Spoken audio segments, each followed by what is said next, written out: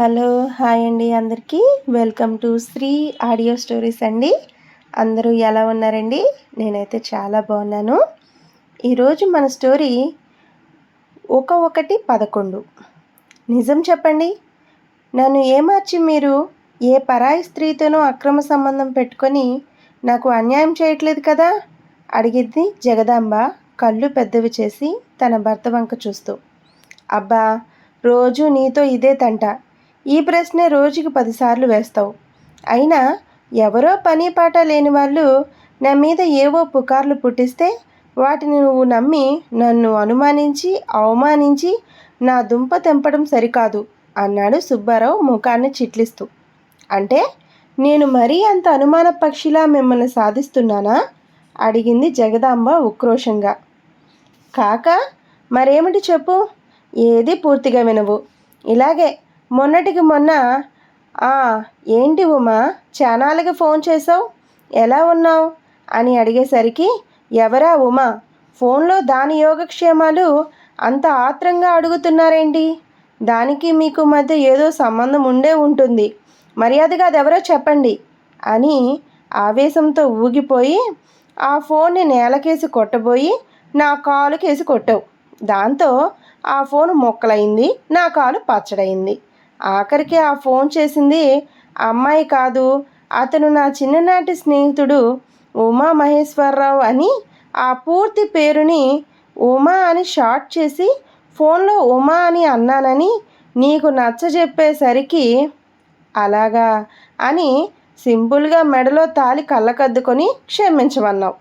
అలాగే నిన్నటికి నిన్న ఆ వంట మనిషి పీనుక్కి ఏదో మాట్లాడటం చేతకాక నీ దగ్గరకు వచ్చి, అమ్మగారు నాకు వాంతులు అవ్వడానికి కారణం అయ్యగారేనండి అని అది చెప్పి తగలడిందే అనుకో. దాని మాటలు నువ్వు పూర్తిగా వినొద్దు. అలా వినకుండా ఒక్క ఉదుటున దొంగల ముఠా మీద పోలీసులు పడి లాఠీ చార్జి చేసినట్టుగా నా మీద పడి నా చెంపలు వాచేలా లెంపకాయలు, తల బొప్పి కట్టేలా మొట్టికాయలు పెట్టి నా చేత కంటతడి పెట్టించావు. చివరికి ఆ వంట మనిషి నేను తనకిచ్చిన నూనె పకోడీల వలన తన కడుపులో తిప్పి వాంతులు చేసుకున్నానని నీకు చెప్పి నీ నాపి ఉండకపోతే ఈ పాటికి నేను పరమపదించి నా చిన్నదనం కూడా అయ్యేది. అంతెందుకు, ఈరోజు పొద్దున్న ఆ ఎదిరిండావిడ వాళ్ళ 4 ఏళ్ల బాబుని ఎత్తుకొని అన్నం తినిపిస్తూ చూడు చూడు అంకుల్ అంటూ నా వైపు చూపించడంతో నేను వాళ్ళ బాబుని ఉద్దేశించి ఓ ఫ్లయింగ్ కిస్ ఇచ్చి టాటా చెప్పాను అంతే. ఆ సీన్ని చివర్లో చూసిన నువ్వు తొందరపడి నా చెవి మెలిపెట్టి బరాబరా నన్ను లోపలికి ఈడ్చుకొని వెళ్ళి నీ బలాన్నంతా చూపుడు వేలు బొటన వేలులోకి తీసుకొచ్చి నాకు తొడపాసం పెట్టేసరికి ప్రాణం విలవిలలాడి నేను గిలగిలా కొట్టుకున్న బయట వాళ్ళు వింటే పరువు పోతుందని నోట్లో అరుపుని నోట్లోనే అణుచుకున్నాను అని అన్నాడు సుబ్బారావు. అదేంటండి అలా మాట్లాడతారు? నేను మాత్రం మిమ్మల్ని కొట్టాలని కొడుతున్నానా? ఏదో మీ మీద అనుమానం రాగానే నాలో అప్రయత్నంగా ఓ అలజడి మొదలవుతుంది.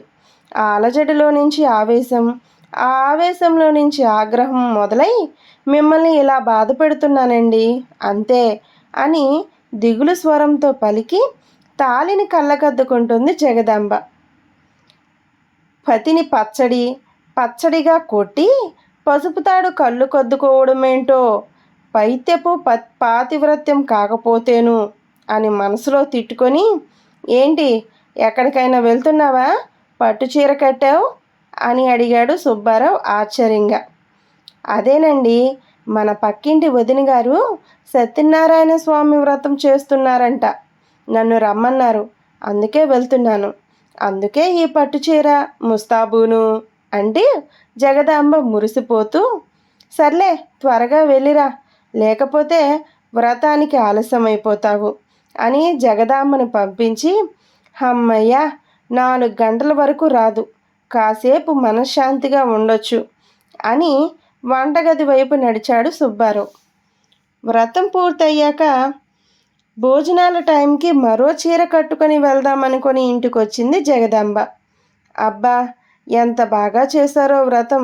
సాక్షాత్తు ఆ స్వామే దిగి వచ్చాడా అన్నంత వైభవంగా జరిపించారు అనుకుంటూ ఇంట్లోకి వచ్చింది. కానీ సుబ్బారావు ఎక్కడా కనిపించలేదు ఆమెకి. కానీ హాలులో టీవీ, ఫ్యాను మాత్రం ఆన్ చేసి ఉన్నాయి.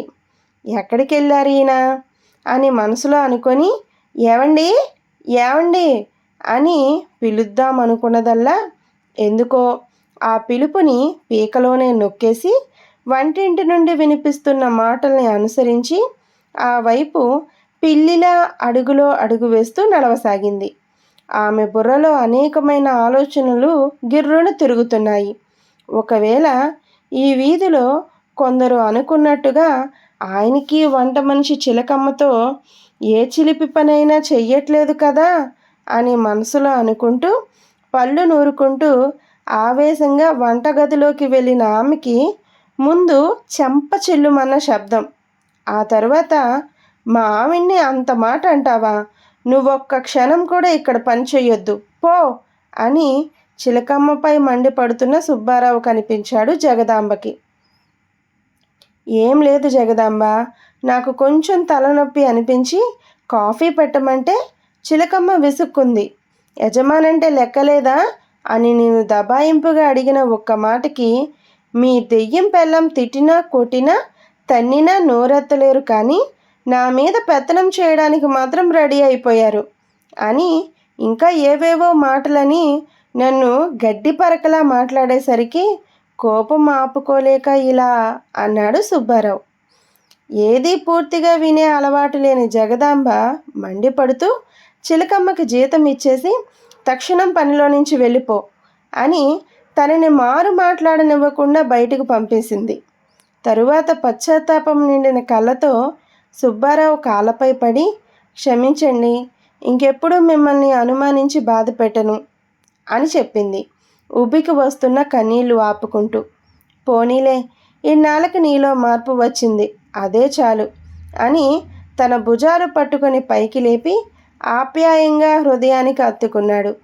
ఆ మరుసటి రోజు ఉదయం ఆఫీస్కి వెళ్తున్న సుబ్బారావుని పొరుగు ఫ్రెండు ప్రసాదరావు, ఏది ఏమైనా మీరు గ్రేట్ అండి సుబ్బారావు గారు, నిజంగా భర్త అనే పదానికి మీరే నిర్వచనం అని అన్నాడు అతను.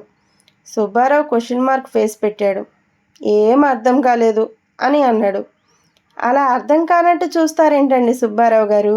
నిన్న మీ వంట మనిషి మీ ఆవిడ గురించి ఒక్క మాట నోరు జారినందుకే మీరు ఆమె చెంప చెల్లుమనిపించి మరీ బుద్ధి చెప్పారటగా, అందుకు ఈ ప్రశంసలు అన్నాడు ప్రసాదరావు నవ్వుతూ. ఓ అదా, అసలు జరిగింది వింటే మా వంట మనిషి చిలకమ్మకి నాకు మధ్య ఎఫ్ఐఆర్ నీకు తెలుసు కదా. ఆ సంగతి మా ఆవిడకి చెప్పేస్తానని నన్ను బ్లాక్మెయిల్ చేస్తూ నా దగ్గర తెగ డబ్బులు గుంజేస్తుంది. అందుకనే నిన్న మా ఆవిడ వంటగది వైపు వస్తున్నట్టుగా తన పట్టీల శబ్దం తెలిసిపోయి కంగారు పడుతుండగా సడన్గా నా బుర్రలో మెరిసిన ఆలోచన అది. పరుచూరి బ్రదర్స్ లెవెల్లో ఓ కథ అల్లి చెప్పేశాను.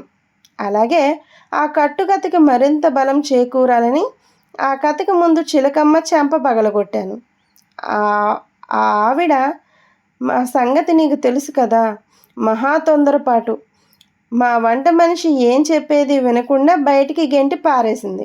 దాంతో మా ఆవిడ అనుమానపు జబ్బు, మా పని మనిషి బ్లాక్మెయిలింగ్ పీడ అన్నీ ఒకేసారి వదిలిపోయాయి. ఇక మా ఆవిడ నన్ను చచ్చినా అనుమానించదు. కాబట్టి ఇక నా లైఫ్ని నేను ఇష్టం వచ్చినట్టు ఎంజాయ్ చేయొచ్చు అంటూ 32 పళ్ళు బయటపెట్టి మరీ నవ్వాడు సుబ్బారావు. కానీ ఇదంతా విన్న ప్రసాదరావు మాత్రం నెత్తిన తాటికాయ పడ్డట్టు షాక్ అయ్యాడు. ఏంటి ప్రసాదరావు గారు, ఈ ట్విస్ట్కే అంత షాక్ అవ్వాలా అని అడిగాడు సుబ్బారావు చాలా నెమ్మదిగా. నేను షాక్ అయ్యింది మీ ట్విస్ట్కి మాత్రమే కాదు, తమరు మర్చిపోయిన మీ లంచ్ బాక్స్ని మీకిద్దామని తీసుకొచ్చిన మీ ఆవిడ మీ మాటలు విని వీరావేశంతో ఊగిపోవడం చూసి కూడా అని ప్రసాదరావు అనడంతో జీవోత్సవంలా బిగిసిపోవడం సుబ్బారావు వంతయింది. ఎలా ఉంది స్టోరీ? చాలా బాగుంది కదా. ఈ స్టోరీ రచయిత గంగాధర్ వడ్లమన్నాటి చాలా బాగా రాశారు కదా. ఇలాంటి మరిన్ని స్టోరీలు కావాలి అంటే ఇప్పుడే మా ఛానల్ని సబ్స్క్రైబ్ చేసుకోండి. Thanks for watching.